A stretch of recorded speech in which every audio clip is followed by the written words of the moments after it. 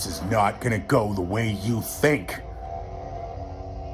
Sorry, I have a lot of beard happening right now. Okay, creepy CGI Luke, let's talk. I don't actually know why Mark Hamill is credited as an actor on the 6th episode of the Book of Boba Fett.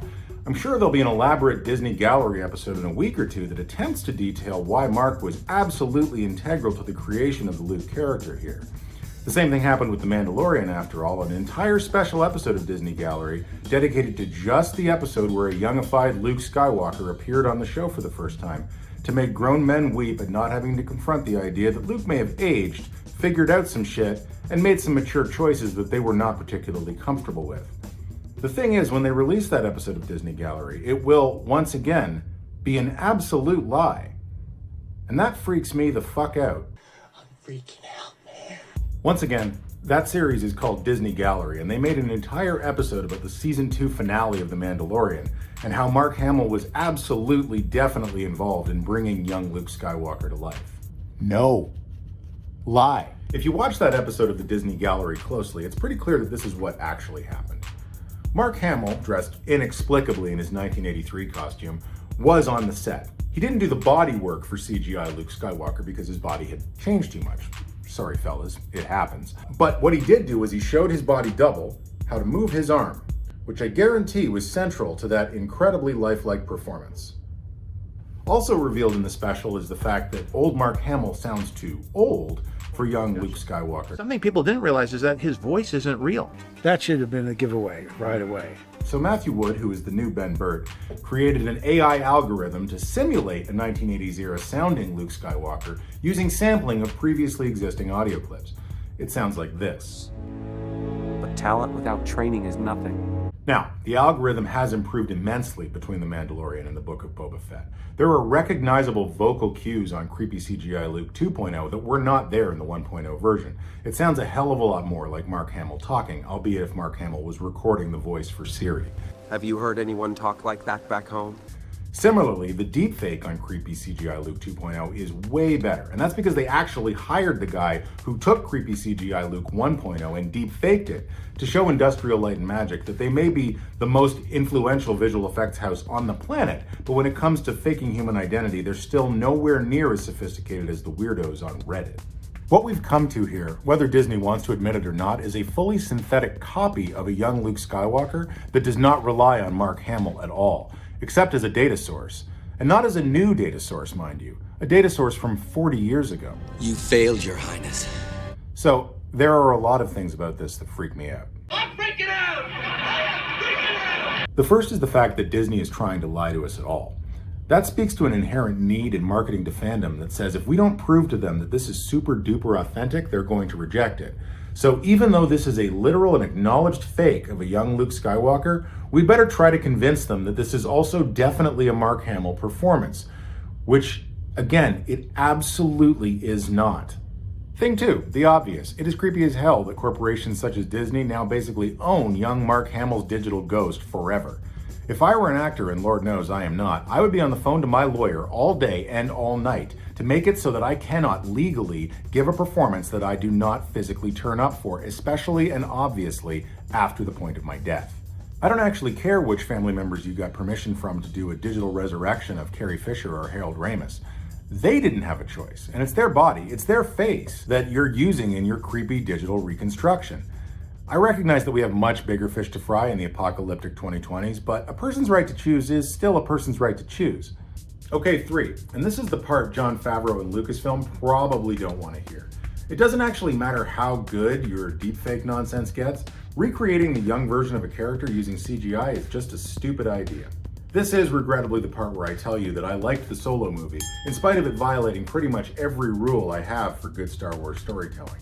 But one of the reasons I liked it was they didn't even attempt to do a Harrison Ford impression.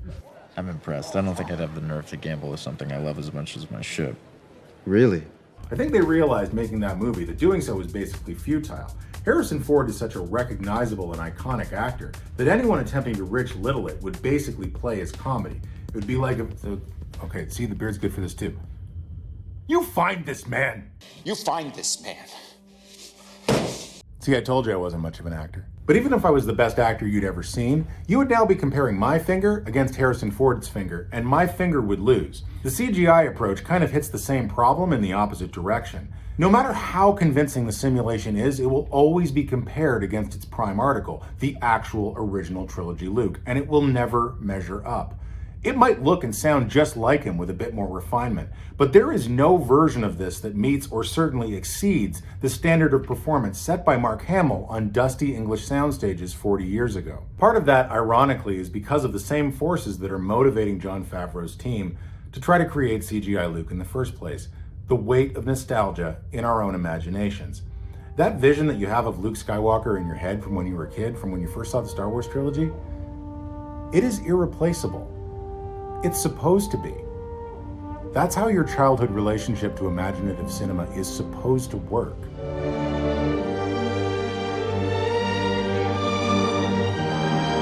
Thing 4. Good Lord Almighty, Jon Favreau does not know how to write Luke Skywalker. Like the guys that wrote the campaign portion of Star Wars Battlefront 2 did a better job writing Luke, and they were writing him for a literal video game. I'm not blind. I know what the Empire is capable of, but what else is there? A choice? The rebellion? No. A choice to be better.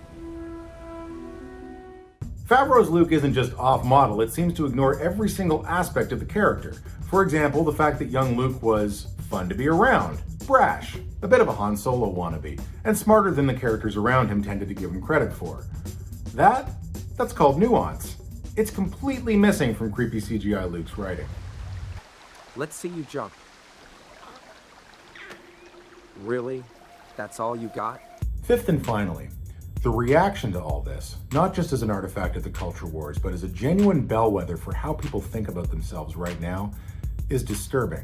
More than a handful of people have pointed out how disconcerting it is that Mark Hamill's superb performance in The Last Jedi led to one of the greatest fandoms of all time, but many of those same fans are over the moon with joy at this unconvincing digital simulacrum. That isn't just an instance of hypocrisy, although it is certainly also that. It also tells us something about what people want. And it seems to me what people want in this situation is something that Scott McCloud got into in his book, Understanding Comics. They want something abstract. He was talking about faces, but it applies more broadly to character as well. Realistic or nuanced portrayals in comics and in film don't let you project as much of yourself onto the character because there are specifics that keep getting in the way. This is where you learn to empathize with characters that are different from yourself instead of assuming that you are the main character of every single story that you're going to see. Abstract renderings, on the other hand, let you project whatever the hell you want onto the character because there's no evidence to dispute you. See also Boba Fett, until like a month ago. Like a panther. So this is what we're arriving at, as Star Wars fans and as a culture, an unwillingness to engage with characters and nuance in favor of abstract representations of icons, because icons let us fill in the blanks ourselves, rather than having to let characters make choices that might lead to story growth and catharsis. Catharsis, by the way, is good. Catharsis should be what we want. Crying because Luke looks the way he did when you were a kid is not catharsis. Crying because Luke dies thinking he sees the twin sons of Tatooine bringing his story to a complete and finite circle, that is catharsis. I'm sorry if it didn't happen to you watching The Last Jedi, but at least The Last Jedi was trying for it. And we all saw what happened afterwards because it dared to do so. Has no reverence for that lightsaber. He just tosses it over his fucking shoulder. Bullshit. It's a weird, deeply fraught place for pop culture in general to go, and I fear Star Wars is only one piece of this sloping rejection of detail and growth in favor of inoffensive replications of the way things used to be, which challenge nothing and bother no one. You have to have a lot of trust in all the technicians that they're going to make you look all right.